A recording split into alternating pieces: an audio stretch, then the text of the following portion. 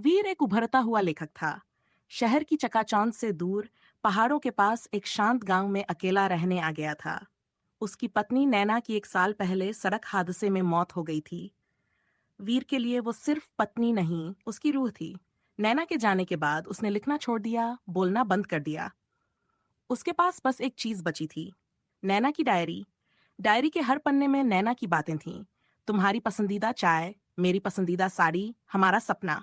और एक अजीब सी बात, अगर मैं मर जाऊं तो मुझे याद मत करना हर रोज, वरना मैं लौट आऊंगी। एक रात बारिश बहुत तेज हो रही थी, बिजली चमक रही थी और वीर नैना की तस्वीर देख रहा था। तभी दरवाजे पर दस्तक हुई। वीर ने दरवाजा खोला और वहां नैना खड़ी थी। भीगी हुई, शांत चेहरा, वही साड़ी, वही झुमके, पर आंखें बिल्कुल खाली। मैं लौट आई हूँ वीर, उसने कहा।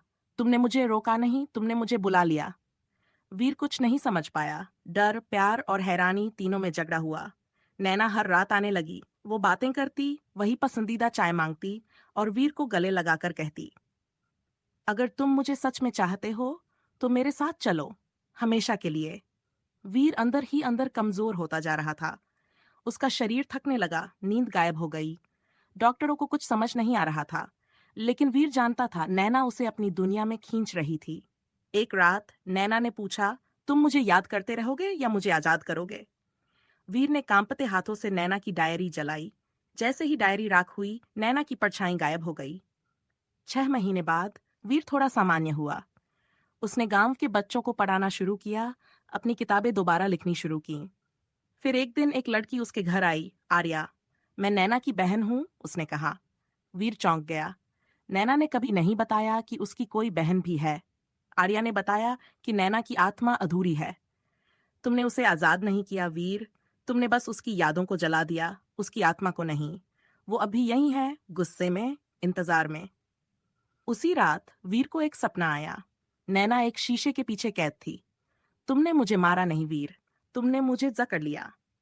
अगली सुबह आर्या की आंखें अजीब लग रही थीं, बिल्कुल वैसी जैसी नैना की उस रात थीं। आर्या के शरीर में नैना की आत्मा प्रवेश कर चुकी थी।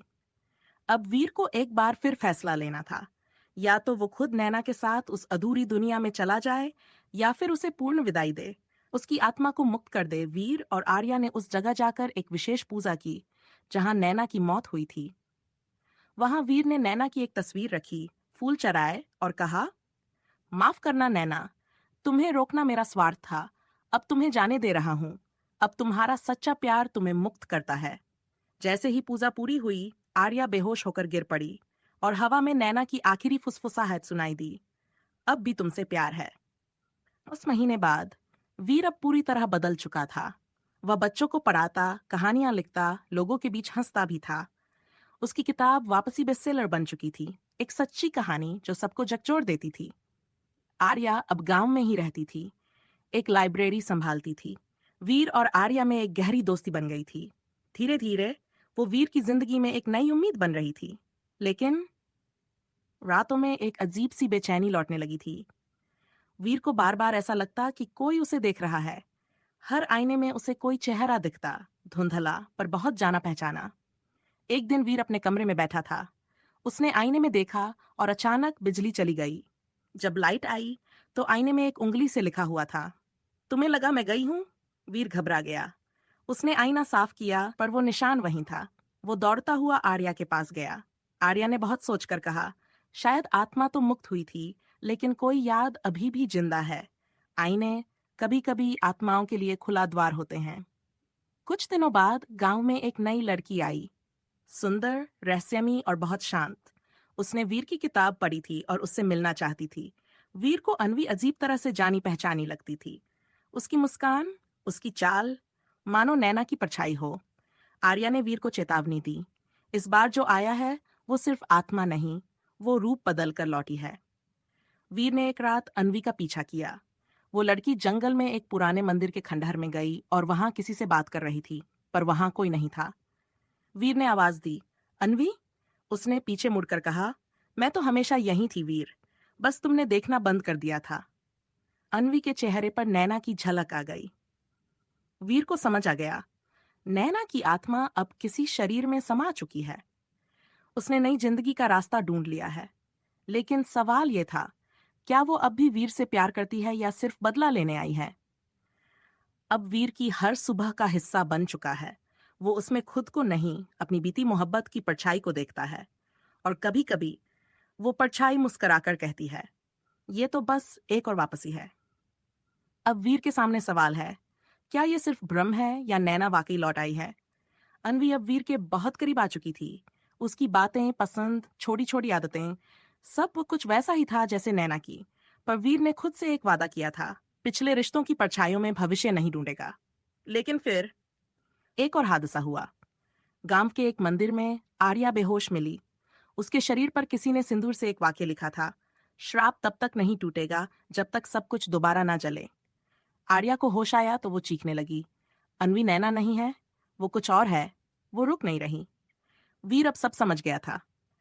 उस रात जब नैना की आत्मा को विदाई दी गई थी, उसका एक हिस्सा बच गया था, उसका मोह। पंडित जी ने कहा था, अगर किसी आत्मा का मोह बहुत गहरा हो तो वो अपने हिस्से किसी और में बांट देती है। वो शरीर बदलकर, चेहरा बदलकर, लेकिन उद्देश्य वही रहता है, वापसी। अनवी को जब वीर ने आईने के सामने खड़ा किया, उसकी परछाई गायब थी। वीर ने अपने पुराने घर की तलाश शुरू की। घर की नींव के नीचे उसे एक पुराना संदूक मिला। उसमें नैना की दूसरी डायरी थी जिसमें लिखा था, अगर मैं लौटूं और मेरा मोह तुम्हें जकड़ ले तो सब कुछ जलाकर मुझे पूरी तरह मुक्त करना, वरना मेरा प्यार एक श्राप बन जाएगा। हर जन्म में, हर चेहरे में मैं लौटूंगी और तुम्हें खो दूंगी। वीर ने आर्या और अनवी दोनों को लेकर उसी पुरानी हवेली में अंतिम रीतियां करने का फैसला लिया। उसने नैना की यादों की हर चीज, कपड़े, तस्वीरें, डायरी, सब आग में डाली। जैसे ही अग्नि ने सब कुछ निगला, अनवी बेहोश होकर गिर पड़ी। और पहली बार वीर ने आईने में सिर्फ खुद को देखा। अब गांव में शांति है। वीर ने एक नई किताब लिखी, श्राप, एक प्रेम कथा, जिसका आखिरी वाक्य है, सच्चा प्यार लौट सकता है, लेकिन अगर वो बन जाए तो वो प्यार नहीं रहता, वो श्राप बन जाता है।